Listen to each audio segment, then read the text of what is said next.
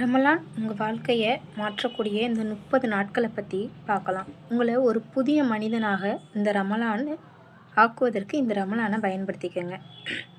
அஸ்ஸலாமு அலைக்கும் ரஹ்மத்துல்லாஹி வபரகாத்துஹு.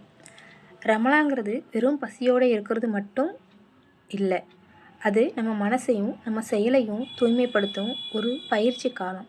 இந்த 30 நாளில் நம்ம தினசரி பழக்க வழக்கங்களை எப்படிலாம் மாற்றிக்கலாம் அப்படிங்கிறத பற்றி தான் நம்ம இந்த வீடியோவில் பார்க்க போகிறோம். காலையில் சஹர் மற்றும் இபாதத்து, அதாவது சீக்கிரமாகவே எழுந்துட்டா தஹஜத் தொழுகையை தொழுதுடலாம். ஒரு 3:30லேருந்து 4 மணிக்குள்ளே எழுந்துருங்க. அந்த டைமில் நீங்கள் எழுந்துட்டிங்கன்னா தஹஜத்து நமக்கு கிடச்சிடும்.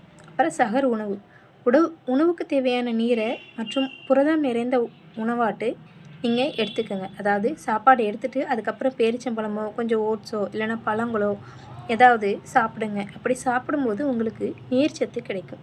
ஃபஜ்ர் தொழுகைக்கு பின்னாடி கொஞ்ச நேரம் குரான் ஓதுங்க. அப்படி ஓதுறதுனால அந்த நாள் ரொம்ப அமைதியாக தொடங்க உதவியாக இருக்கும். பகல் நேரத்தில் நோம்பு நேரத்தில் மதியான நேரத்தில் ரொம்ப சோர்வாக இருக்கும். அதனால் முக்கியமான வேலையெல்லாம் காலையிலேயே முடிச்சிடுங்க. அப்புறம் நாவடக்கம், யாருக்கிட்டையுமே கோவப்படாமல் பொய் பேசாமல் புறம் பேசாமல் இருக்கிறது தான் உண்மையான நோன்பு. அப்புறம் வேலைகளுக்கு இடையில் ஒரு 15லேருந்து 20 நிமிஷங்குள்ளே ஒரு குட்டி தூக்கத்தை போட்டுக்கோங்க. அப்படி தூக்கும்போது உங்களுக்கு கொஞ்சம் உடல் புத்துணர்ச்சியாட்டு இருக்கும். அப்புறம் சாயங்காலம் இஃப்தார் டைமில் என்னெல்லாம் பண்ணணும் அப்படின்னா, துவா செய்யுங்க. இஃப்தாருக்கு முந்தைய நேரத்தில் தான் துவாக்கள் ஹபுலாகிற நேரம். அந்த நேரத்தில் அதிகமாக பிரார்த்தனை செய்யுங்க. அப்புறம் நோன்பு திறக்கும்போது அதிகமான எண்ணெய் பலகாரங்களை தவிர்த்துக்கங்க. தண்ணீர் மற்றும் பழங்களுக்கு முக்கியத்துவம் கொடுங்க. அப்புறம் உங்கள் உணவை மற்றவர்களுக்கும் பகிர்ந்து கொள்ளுங்க. தர்மம் செய்கிறத ஒரு பழக்கமாகவே மாற்றிக்கங்க. இரவு தராஃபிக் தொழுகைக்கு அன்னைக்கு குரான் வசனங்களை கேட்டு நீங்கள் ஓதிருப்பீங்க பார்த்தீங்களா, அதை ரசித்து நீங்கள் தராஃபிக் தொழுகையில் வீட்டில் தொழுகிறவளா இருந்தால் தொழுதுக்கங்க.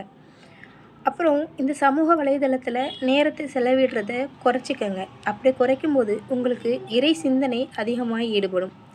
இரவில் சீக்கிரமாக கொஞ்சம் படுத்துட்டிங்கன்னா சஹரில் எந்திரிக்க கொஞ்சம் ஏதுவாக இருக்கும். இந்த 30 நாள் பயிற்சியை ரமலானுக்கு பிறகும் நம்ம தொடர்ந்தால் நம்ம வாழ்க்கை நிச்சயமாக மாறும். இந்த ரமலான் நம்ம அனைவருக்கும் ஒரு சிறந்த மாற்றத்தை தரட்டும், இன்ஷா அல்லாஹ். சரி, இந்த ரமலானில் நீங்கள் மாற்ற விரும்புகிற ஒரு பழக்கம் என்ன? கமெண்ட்டில் சொல்லுங்கள், இன்ஷா அல்லாஹ். அஸ்ஸலாமு அலைக்கும் ரஹ்மத்துல்லாஹி வபரகாத்துஹு.